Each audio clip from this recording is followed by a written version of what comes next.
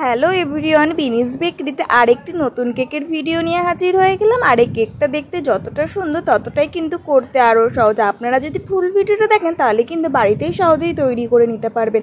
দেখুন, এই কেকটা তৈরি করতে আপনাদের মনে হচ্ছে যতটা কঠিন, একদমই কিন্তু তাই না। প্রথমেই কিন্তু আমি ক্রাম কোটিং করে সেট করে নিয়েছি। এখন আমি একটা শ্যাডোর মতন কালার তৈরি করে নেব। আর জানেন তো, আমার সিম্পল কেক করার থেকে না এরকম 2 ধরনের বা 3 ধরনের শ্যাডো কেক করতে এত ভালো লাগে।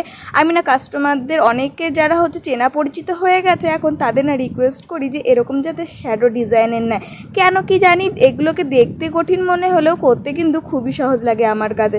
আর ওপরের দিকে দেখুন, আমি কিন্তু রাউন্ড ডিজাইন করে নিচ্ছি। আর এই ডিজাইনটা কিন্তু প্রায় কেকেই আমি করে থাকি। এটাও আমার কাছে বলতে পারেন একটা ফেভারিট পার্ট হয়ে উঠেছে। এরপরে আজকে যেহেতু 2 টায়ারের একটি কেক তৈরি করছি, এটা কিন্তু ছিল একদম টপের লেয়ারটা, মানে একদম ছোটো লেয়ারটা, আর নিচের লেয়ারটা এর থেকে বড়। আর শ্যাডোটা আমি কিন্তু দুই রকম রাখার চেষ্টা করেছিলাম। যেহেতু প্রচুর পরিমাণে গরম পড়েছে, তার উপরে ফ্রিজ খুললেই কিন্তু মনে হচ্ছে ক্রিম গলে না যায়, সেই জন্যই না আমি না ক্রিমের কালারটা ভালো করে একটা কম্বিনেশন করতে পারিনি। ওপরের দিকটা দেখতে পাচ্ছেন, ওটাও সবুজ মনে হচ্ছে, নিচেরটাও সবুজ মনে হচ্ছে, কিন্তু আসলে না ওপরের দিকটা একটু ব্লুর ভাগটা বেশি হতো। যেহেতু এই কেকগুলো আমি খুব ঝটপট করেই করছিলাম, এর জন্য ব্লু কালারটা যে আর একটু দিতে হবে সেটা একদমই আমার মাথায় খেয়াল ছিল না।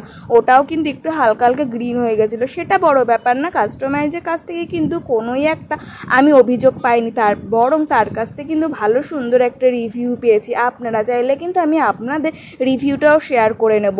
তো দেখুন, নিচের দিকে একটু গ্রাস নোজেলস দিয়ে গ্রাস ডিজাইন করে নিলাম, যেহেতু এখানে আমি একটা কার বসিয়ে নেব।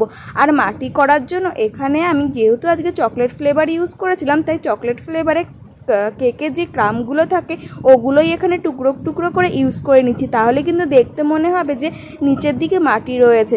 আর হ্যাঁ, যদি এটা চকলেট ফ্লেভার না হতো তাহলে আমি কি করতাম, তার জন্যও কিন্তু একটা ট্রিক্স অ্যাপ্লাই করতাম, যেটা আপনারা চাইলে আমি পরবর্তী ভিডিওতে অবশ্যই আপনাদের সামনে নিয়ে আসব।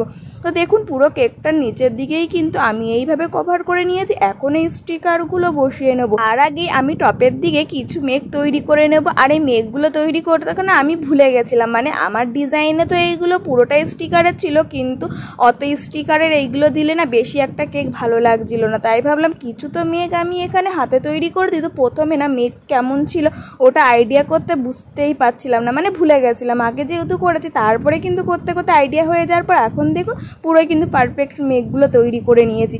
এবার এক এক করে স্টিকার বসিয়ে নিচ্ছি। আর মেঘের যে স্টিকারগুলো ছিল ওগুলোও সুন্দর করে কিন্তু এদিক ওদিক দিয়ে সুন্দর করে বসিয়ে নিচ্ছি। আর হ্যাঁ, আপনাদের সাথে একটা জিনিস আমি শেয়ার করব, এই যে স্টিকারগুলো দেখতে পাচ্ছেন এগুলো কিন্তু আমি নিজেই তৈরি করে থাকি। যদি আপনাদের কোয়ারিজ থাকে কিভাবে আমি তৈরি করি, তাহলে কিন্তু আমাকে অবশ্যই কমেন্ট করে জানাতে হবে, তাহলে এরকম ভিডিও আমি আবার আপনাদের জন্য নিয়ে আসতে পারবো। তাছাড়াও এই স্টিকারগুলো আমি নিজে তৈরি করি, মানে নিজে হাতে তৈরি করি না, লোক দিয়ে আমি নিজে তৈরি করিনি। তাহলে আজকের ভিডিওটা কেমন লাগলো অবশ্যই জানাবেন বন্ধুরা। টাটা।